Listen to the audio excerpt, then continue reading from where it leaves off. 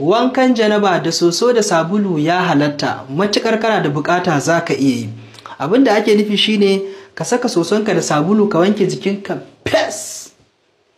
Kafin ka wanke wannan kumfa da ke jikinka, kawai sai ka saka niyyar wankan janaba. Ka ji yadda ake yi. Idan irin wannan ne, wannan sifa mai saukin nake so in koya mana wankan janaba. Kun tuna ta? Wadda kawai za ka bi jikinka ne ka wanke ko ina da ruwa, kawai duk inda ruwa ya taba. Shikenan ka gama wankan janabanka in dai ruwa taɓa ko ina a jikinka. An fahimci wannan wankan janaba da muka koyar? To ita ce nake so in mana misali da ita. Ka gama wanke jikinka da sosonka da sabulunka. Kafin ka gama ji, ka tura ma 'yan uwa su saurara, su amfana, ya ba mu lada gaba ɗaya da mu da wadda suka yada.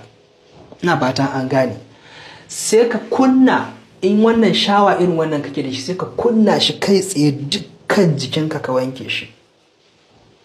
Amma muka ce ka saka niyya, ka tabbatar ka sa wannan niyyar, sai ka kunna kawai. Ma'ana wankan janaba ta tashi. Ba fa faɗa za ka yi da na faɗa ba, no, ina nufin kawai ka sa niyyan a zuciya daman take ba. Ku fahimta, ba a faɗan niyya daman da baki. Duk wanda ya koya maka niyyan wankan janaba ko niyyan wankan waye, ƙarya yake yi, ƙarya ne.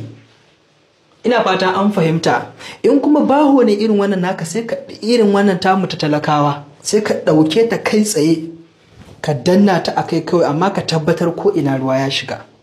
Yawon ku ka sa hannunka su kunnan kan nan har cikin ramin kunnan nan, ka sa yatsunka haka kana dirzawa. An fahimta? Wankan ka tayi. Madadin ka yi wanka biyu, yanzu ka kai ɗayan ka abunka. Ya halatta, domin sabulu ba najasa bace. In sabulu najasa ce, bai halatta kenan kai wata wanka kai ma da shi ba kenan. Misali, ya halatta kai wanka da kashi? Bai halatta ba, saboda me? Najasa ce, kazanta ce. To sabulu ba najasa bace, ba kazanta bace, sai yasa aka baka kake yi. Haka da haka ba abin da zai hana wankan janaba da sabulu. Malamai sun tabbatar da wannan. Don haka jama'a, ina cikin koya mana wannan al'amari din. Ko kai wannan, ko kuma ka yi asalin wankan ka normal din, dukka wanke jikinka. Kana gama sai ka naɗa niyyar ka kawai, sai kuma ka yi wankan janabanka. Mutane sun fi son wannan, sun fi gane ta ma. To duk in kai yayi. Ma'ana ka gama wankan gama garinka, sai ka zo ka kuma sai ka ɗaura niyyar wankan janabanka, sai ka zo ka yi ta. Yayi. Shi ma yayi. Amma akwai masu kuskure a nan. Sai ya fita, ya ji ya dawo tukunne ke yin wankan janabar. In yi wankan gama garin shi, wanke jikin shi fes, sai ya fita, sai ya je ya dawo, wai sai yanzu zai yi wankan janaba. Wai ya raba tsakani. Rashin karatu ne. Me ya hana? Me ya hana jama'a? Ba abin da ya hana. Ina fata an gane.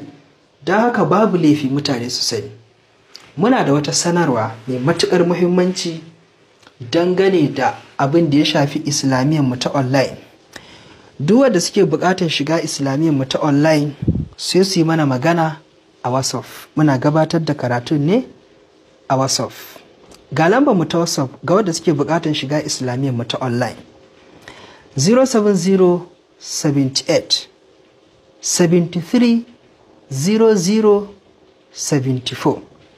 Zan maimaita: 070 78 73 0074. Islamiyya online. In faɗi lambar wayan da Hausa? Bari mu faɗi: 070 78 73 0074. Duk wanda yake buƙatar shiga islamiyyar mu ta online, sai mana magana akan wannan lamba. Muna fatan